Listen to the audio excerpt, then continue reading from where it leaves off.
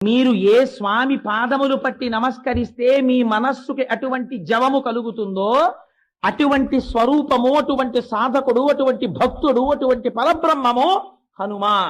అందుకని ఆయన పాదములు పట్టుకుంటే ఏం కలుగుతుంది? మీ మనస్సుకి కూడా అటువంటి జవము కలుగుతుంది.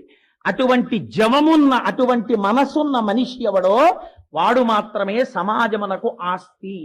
వాడు 10 మందిని తనతో పాటు తీసుకెళ్ళగలుగుతాడు. 10 మందికి మంచి మాట చెప్పగలుగుతాడు. 10 మందిలో ఉత్సాహము నశించిపోయి కష్టంలో ఉన్నవాడిని బతికేటట్టు చెయ్యగలుగుతాడు. ఇంకింతకన్నా ఏం కావాలండి? చచ్చిపోయేవాడిని కూడా బతికించగలిగితే ఎవడి మాట చెప్పాడో వాడి జన్మ సార్థకత పొందినట్టే.